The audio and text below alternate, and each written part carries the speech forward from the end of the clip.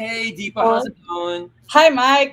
Doing good. How are you doing? How am Been I? How am I doing? You really want to mhm. know? Awesome, rocking. Awesome, rocking, super cool, enjoying the weather in Southern California. By the way, where are you? Where are you located? I'm in the Bay Area. Oh, okay, so forget it. Yeah, you're Bay Area. I'm SoCal. I'm down in Palmdale. So, how's the weather up there anyway? Is it nice? It's beautiful out there. It's sunny. It's nice outside.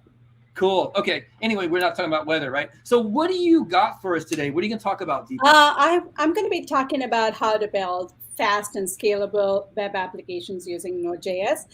There's going to be a little bit of what Tyler talked before. There are a couple of questions I think I can answer with the child process and stuff. So yeah, looking forward.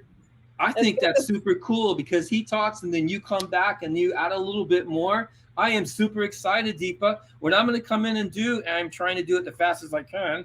I'll bring in your slides. I'll get off stage, and you got it. Have a good one. Okay, let's go. Hello, everybody. This is the topic that we are going to be talking, and it works. So, who am I? My name is Deepa. I'm a developer at Adobe. I'm also involved in a few communities outside of work. I'm the organizer for Google Developer Group San Jose, an ambassador at Google Women Tech Makers. I also write blogs and Medium. These are the social handles you can connect with me. And a fun fact about me is I'm an avid coffee drinker. So if you're in the San Francisco area, let's catch up with a cup of coffee. With that said, let's go ahead with this talk. So I'm having some assumption before you attend this talk. You should know certain things. So I explicitly put this beforehand so that we can just set the stage here. So you should know Node.js. Of course, you're here. You should know it's a single-threaded JavaScript runtime environment. That there are no major features of Node.js. It's high-speed, asynchronous, event-driven. It's highly scalable. And also, I would want you to have some working knowledge of how web works. What is the client side? How does backend talk to the front end and stuff like that? You should know some parts of cloud services because there's an overlap when you're trying to talk about scalability with Node.js.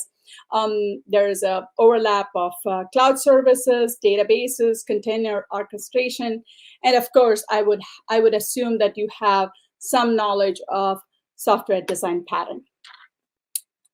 Okay, so the agenda today was we're going to be talking about basics, and then we'll see how to scale. There are different ways to scale an application. I'll be listing those, and then finally we'll say what are the tips to make your application faster, and also at the end we'll see what are the other factors that you need to keep in mind. This information is going to be a little packed, and I'll be breaking for Q&A in between rather than wait until the end. So here is, I think Tyler talked before me, so I'm not going to reinvent a lot of these things, but just a quick overview. As you know, Node.js uses single thread event loop architecture, which can handle multiple concurrent client requests, right? So a bunch of requests from users goes to your web application, and this could be either a complex request or a simple request that the user wants to perform in a web application. So it goes into the Node.js server, which is the server-side platform, which takes a user request, processes those requests, and returns the responses to the corresponding user. So when the request goes through, first it goes into the event loop, and where every single request are processed one by one, right? And there's something called inside Node.js, Node server is libuv. It's a multi-platform support with a focus of asynchronous I/O operations. So it goes into it, and then I'm not going to reinvent the whole wheel again. We have event loop, and then it goes. Some of the requests goes through the thread pool, and then mostly complex ones goes through, and it goes through the external resources such as the database, network, file system, and others. So just to give the whole thing, and just to make it very simple, request goes through simple tasks, goes through the event loop. But the complex tasks like I/O operations, if you want to fetch a large amount of data from your database, then that goes into the thread pool, right? So this is just a visual of how Node works. Now, moving on, switching gears, we'll say what are the different architectural patterns generally used by Node applications. There are different ones. I'm not going to be talking each one of them, but these are the general ones,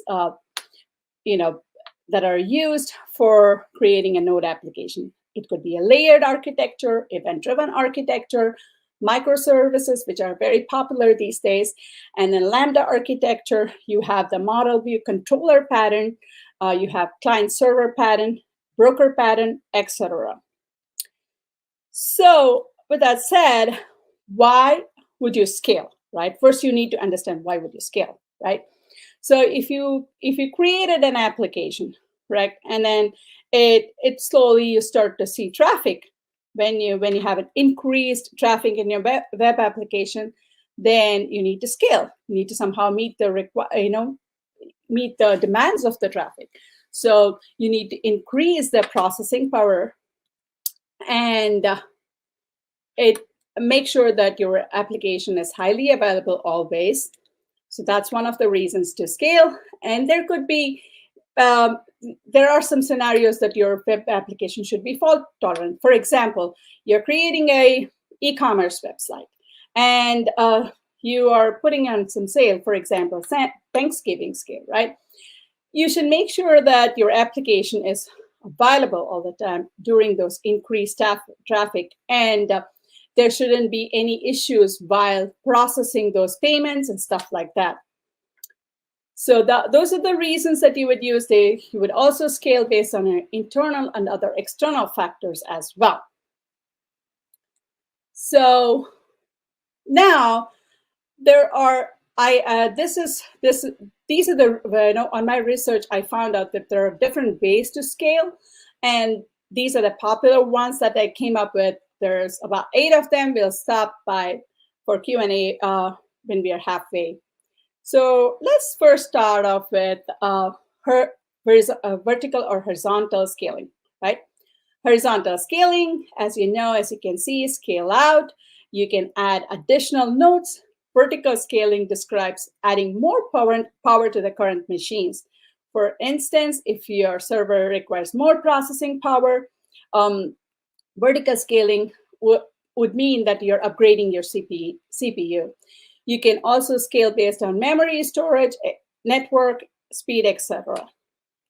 And the next one would be cloud services. You have many cloud providers, cloud service providers these days. So why do you want to use cloud services? If you're looking for elasticity and your architecture is ready to be horizontally scalable, then you could use cloud services. Cloud services, what does it do for you? It can handle spikes, and it can also scale automatically and decrease your the memory, or it depends on how you set it up, right? For example, AWS, if you're trying to have it, you can scale it based on the time of the in a day. If you have a lot of traffic, you can customize it based on the time of the day, and make sure that you can increase the traffic by doing that. You can also replace node without having to lose anything else. So I'm just going to be showing a couple of pictorial stuff right after the slide. And because it's all in the cloud, it's available everywhere, and you can deploy in multiple zones.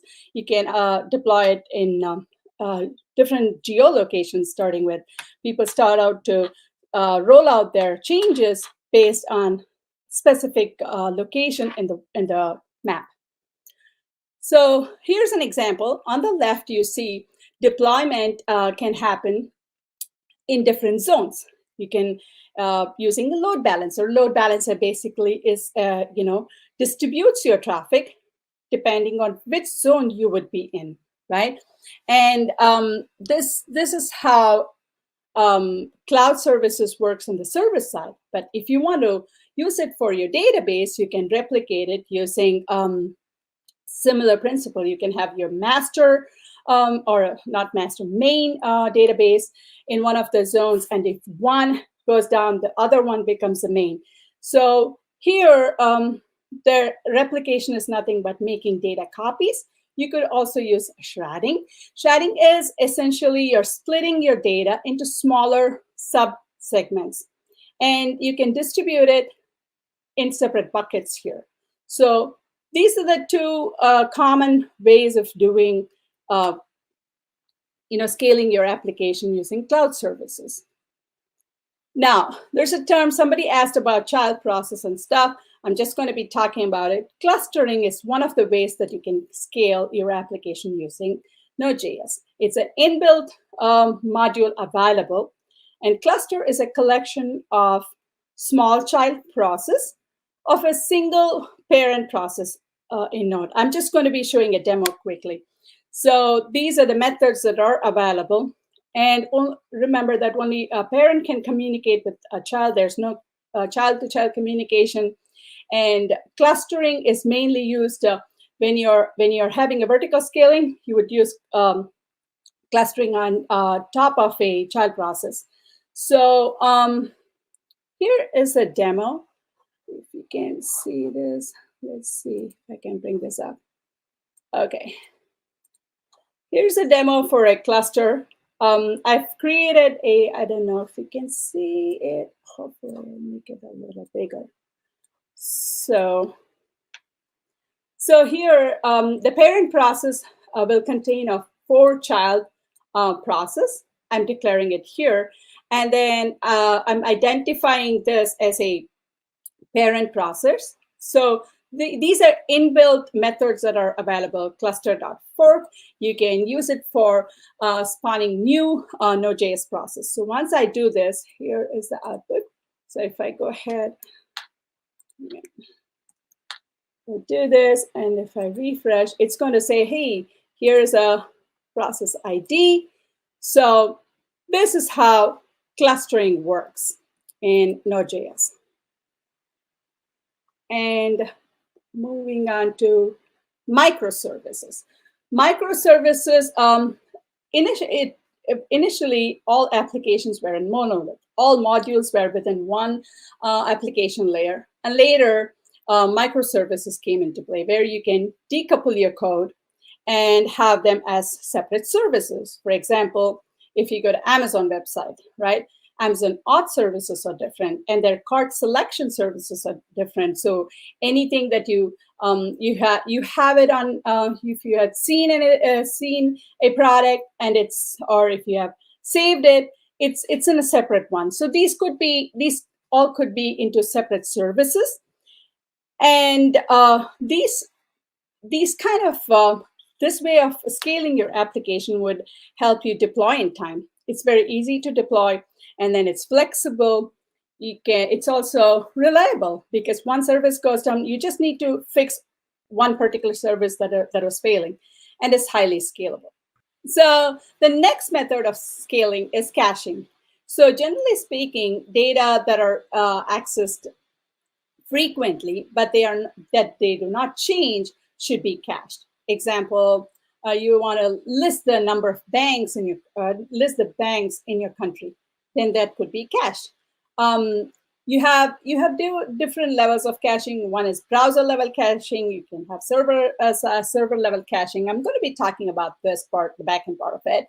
So caching using content delivery network is one of the popular ways to do it as well. So if for caching, you can cache content such as images, videos, web pages in proxy servers that are closer to the end user. For example, here is a user who from the East Coast wants to get a content, say some images or videos. So they don't need to all the way go to the origin and get those.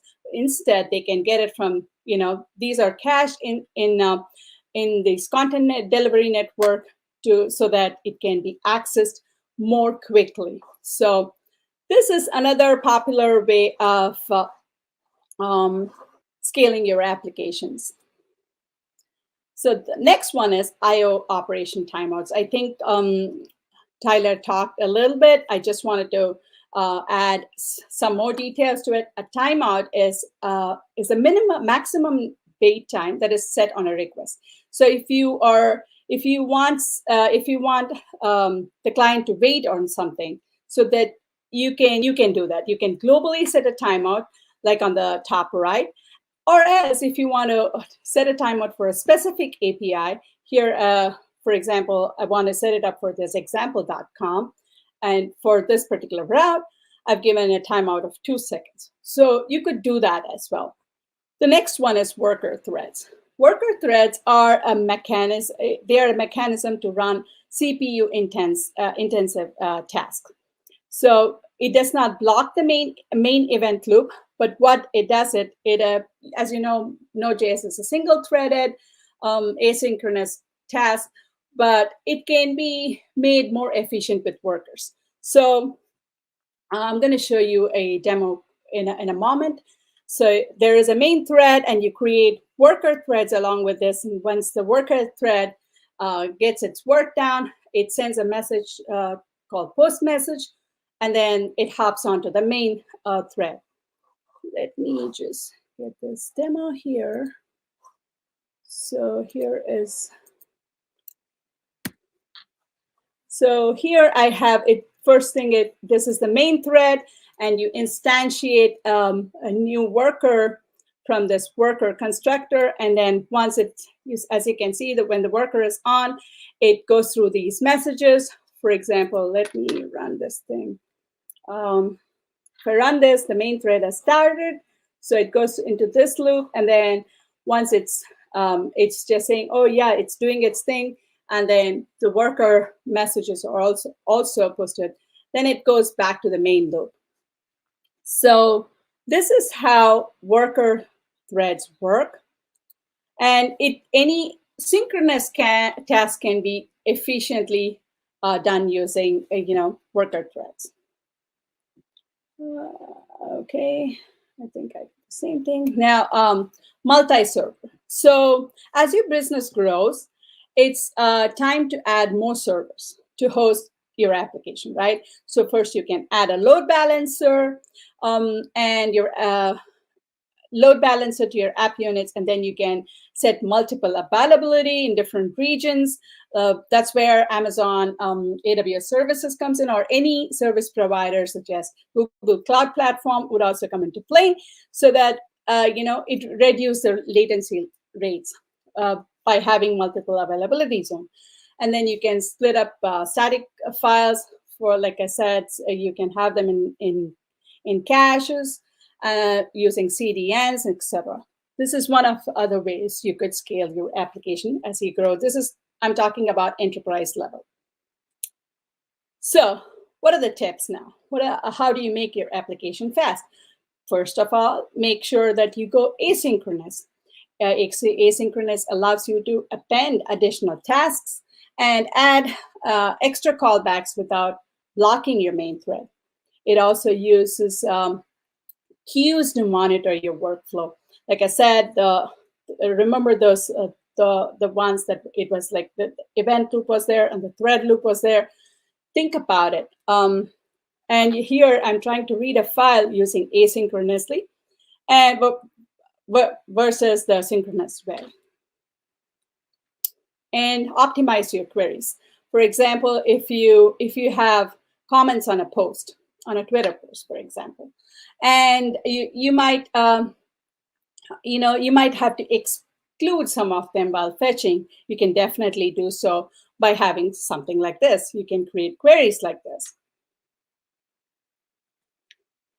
And also, it's because Node is perfectly suited for running multiple asynchronous functions in parallel. So here I have set of functions that runs parallelly, and this way you could make more sense of how to parallelize them. This is just an example to show that you can have parallel requests that does not depend on each other, can go together, right?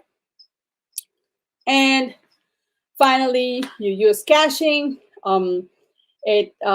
You can use something called as tools like Redis to cache your data, and also track your app activity using logging. There are different logging libraries to use, and then you can, if you use them, you can monitor your application, see how is your application doing, and what are the times you see heavy traffic and things like that.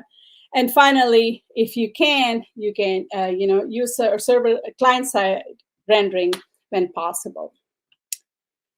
So other factors. Apart from this, you're trying to scale your application. First, you should have a team of people who knows about how to establish end-to-end scalability, right? You should have stakeholders, architects, engineers, DevOps, administrators, testers, etc. And also technology, right type of infrastructure, including network capacity, load balancers that you want to use. What is the stack, and what are the standards and patterns you would build for your system? That thing also needs to be considered, right? Scalability process. So establish some kind of a process and patterns. So during the development phase, and of course, you need to know how to handle incidents, monitor. Like I said, have some logs to monitor your application. So with that said, there's a lot of companies that use a Node.js. Netflix uses for streaming. Large enterprise applications like LinkedIn uses it, and then messaging services like Twitter, and there's a bunch more. I just wanted to give a visual of these are the companies that use them, but there are a lot more companies use them. Even SpaceX did use it. And on a final note, I make sure your code is clean, have separate front-end and back-end layers in your application, and detach them from background job from the main system. Select your design pattern wisely. Keep your tools up to date. So somebody was asking about what is the versioning of. It's better to use. I know that when you are trying to use different versions, and if you update Node, sometimes you have issues, but then you need to make sure that your application works along with the current one as well. Remember, any faults in architecture of your application will cause negative impact when it comes to scaling. So you need to do regular reviews of your architecture. How is your application doing? Constantly, if it's a large scaling one, then you would do it. So with that said, I know it was packed with a lot of information. We saw the architecture of Node, some of the common patterns that are used. Why do you need to scale? What are the different ways to scale? And then what are the tips? How you could make your apps faster? And with that said, once again, my name is Deepa. You can connect with me in LinkedIn. And if you're interested in talking or giving a talk, please reach out to me. I can organize an event for you. With that said, these are my references. And any questions now? You're muted, Mike. I know. You know what? I always do that. I'm like, I'm not going to unmute. And I don't know why that happens to me. Anyway, let me go ahead and pull off your slides here from you. And, that was super amazing. I really loved how you talked about that. You talked about the entire architecture, because that was like so relating to what you're, bringing up to us. I'm looking at the questions for you because there's quite a few, actually. I'm trying to figure out how we're going to do this. Okay, here's the first question. This is an awesome question because this is so important, right, for scalability and performance. What roadmap to follow while we develop to assure good performance and scalability? Wow. Okay, Deepa, go. What is a good roadmap? So first off, where are you? What is your application? What are you going to do with it? What are the how do you architecture your application, right? And if you can make it, if you want a good performance one, you have to make sure, like I talked about, different ways you can keep have it as a cluster. You can have worker threads, and you can also use cloud services. So if you are, these days it's very common to use cloud services. People use constantly, we use AWS. So those are the good ways to get, if you're to begin with, if you're a person who is starting out learning these things, maybe probably try to host your application in one of, I host mine in Google Cloud. So very simple ones. It doesn't cost you that much, but then if you're trying to grow, like if you had seen Tyler's website, he has a bunch of stuff. So he has it hosted in Heroku, but I don't know what kind of backend services he's hosting it. It depends on how you're going to scale your application. Imagine if I'm starting out something, then I would go slow, start with monolith, then you go with microservices and stuff like that. It's funny when you said that, because I do the same thing. When I look at somebody's website, I'm like, I wonder what their back end looks like. I wonder what the front end is. That's so funny you said. I can so relate to that. Okay, here's the next question. What all scaling techniques notice the scaling's coming in. What all scaling techniques can we use for stateful servers? Honestly, I am really not sure with this answer. I do a lot of stateless servers. So that's, I think, this is something that I don't know. I'm not going to say anything about it, but I can definitely find it out. I really like that. I like that answer because, we just say there's a lot of different ways to get that information and, Google it, right? Or something like that. Okay, let's move on. Can I build a website purely with Node.js, or do I need a framework such as React.js for the front end? That's a good question. Node.js is mainly for your backend, right? So React is, if you're working with React doesn't have any server-side rendering by itself. Like Angular, it's a full-fledged framework. So if you're using React, I think you need to have something, some other third-party library to work with. But that said, you would use React for your front end, and then you could use Node for your backend. I really like that answer because the way you explained it is, because sometimes there's confusion. Can you use Node.js on the front end, or where is it? And when I first was learning, I'm like, whoa, wait, Node.js is like server side. It's the back end. So that's a really good way to explain that. One of two. Since we have modern tools like Docker Swarm, or I guess that's Kubernetes, for scaling horizontally, usually we just would replicate the service with a balance. Part two. Load balancer. Yes, right. Like you mentioned, right. When do you think there is still a place for worker threads inside a single service instance? When you want to have, I know that this question will come up, so I was like, I had to look it up too. So just give me 1 minute. No problem. This is awesome. So when you want to have when you have a CPU intensive task, like I said before, and if you want to make a synchronous, because Node.js is asynchronous, and you want a synchronous task to be used in your application, that's when you would use worker threads. Yeah, can you give us an example of a synchronous task?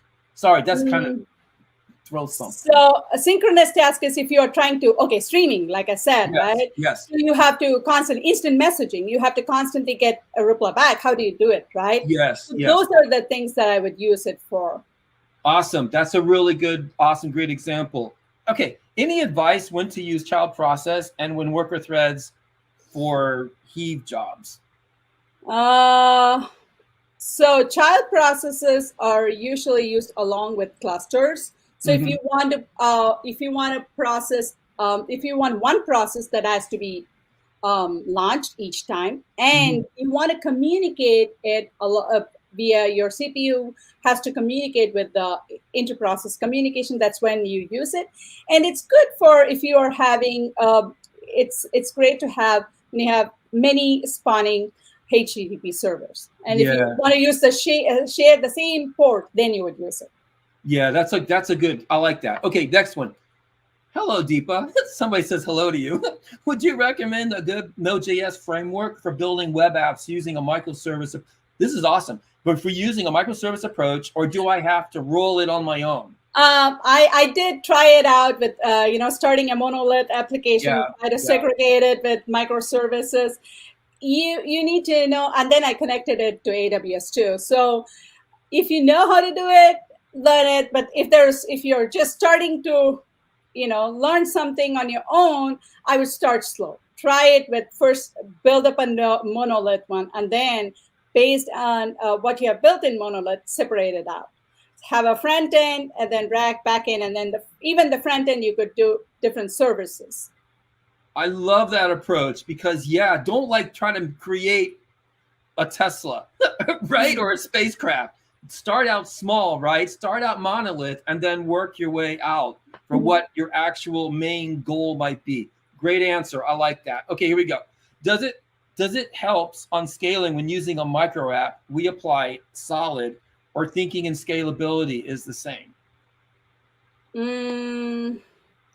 I'm not so sure about this question. I don't understand it. Yeah. Can you help me understand, because it says micro app when using micro app? Why would you want to scale a micro app if it's a small application, right? That's how I'm understanding it as. I don't understand this question. Yeah. Okay. Let's just move on. That's okay. Maybe the person, if you're out there, you could kind of give us more information on what you're trying to get across. And I'm sure, I'm just saying, Deepa, maybe they could contact you, right? You guys can figure this out. Yeah. Okay. Let's move on. Any recommendations on getting started on scaling? Boy, I'll tell you what, that must be really popular. It is, right? It really is. Any recommendations on getting started on scaling concepts as a beginner? So, like I said, if you're starting, try out. This is mainly on the back end side of things. If you are try to host your content, if you're trying to create a website with photo application, right? And if you want to store your photos, try to see if you can find a ways to store your content so that your friend in Europe could easily access those. Something like that. That's how I would begin with. How I started it was using AWS. Again, I'm so sorry, I'm going back to AWS. So I used it along with cloud services mostly. Yeah. Okay. Here's a really good one. Lambdas are really popular, right? And this seems to be coming up a lot. Hi, Deepa. Can a microservice architecture be built with Lambdas? Yeah, why not, right? So this is something that you can create them, and I'm not sure as how you're going to be architecturing your services, but then based on that, if you want to do it, go ahead, do it. Yeah, can you kind of explain to everybody what a Lambda is, or is that too much? I think it's like I said, the architecture itself, it's a lot of ways to. I'm not focusing too much on the architecture. Yeah, that's fine. So. Okay. I think that's it for. Oh wait, no. Whoa, wait a minute. I just scrolled here. Here's another one. We got a couple more. When do you recommend a cloud service versus a homegrown one? It depends. Like I said, start with homegrown one, and then slowly start to get yourself exposed to cloud service. I've used Firebase. I've tried it with AWS too, but I've never tried it with other Azure or anything like that. Yeah, I've tried to work a lot. I mean, I'm just saying to everybody out there, there are different flavors of those, and Azure's different than there is, with Amazon and Google and everything like that. I guess it really depends on what your requirements are, right? What your company or whatever this project that you're working on and what they're trying to solve. Yeah, I think Amazon gives you for a year. It's kind of free, so you can try to explore on this and try to put in different location wise too. And see what works and how if you're trying to host or deploy it, and not here, but then in Asia, and try to see how fast your application loads, things like that. that could help. That's a really awesome point, because those kind of things need to be considered, right? It's not just like a local prem application, but when you're talking about the cloud, right? You're talking about where is it located? What's the best approach? How much is it going to cost? When should I use like Lambda or even microservices or something like that, right? And just to let you know, if you don't know what you're doing with, because I ended up paying, quite a amount. If you're somebody who's starting out, don't leave it open. Or if you're trying a project, then please, shut down all your projects after, if you're not so sure about it. Otherwise, there are articles that people ended up paying $30,000 overnight. There was one article in Firebase that said that people were, it was something like a GoFunding kind of a thing, and then overnight they had something like $30,000. So of course Google, reimbursed those things, and then they took it off. But know what you're doing. Yeah, that's a really good point. Like I've heard serverless versus another one, because serverless it's a lot cheaper and more cost effective to operate. And there are some times that you don't need to keep your data syncing all the time. That was an issue with the Firebase one, where they were trying to sync their data constantly. So that when you're trying to read, it's some a different. There's something when you want to write. It's not there. There are some. Depends on the service providers, there's a read operation, there's a cost, there's a write operation, there's a cost. Some are free for reading, and some are free for this thing. I'm not so sure about it, but it's not at the top of my head. But know what you do before you do anything. No, but that's really good advice. I think it's at such a high level that it makes people think about, what is my approach for a cloud architecture? Okay, we got to go, Deepa. I'm so sorry. Go ahead, give us your last amazing statement to everybody out there, wise wisdom and all that. Yeah, thank you so much, guys. This is my first Global Summit. I hope to come back again. It was fun. It was. Thank you so much for hosting me. And then thanks, Anna. Thanks, Mike. Thanks a lot for hosting me here. Thank you, Deepa. We've really enjoyed it. All the information you provided. Yes, please come back. I'm sure a lot of people out there going, yes, please come back. So see you later. Have a good one.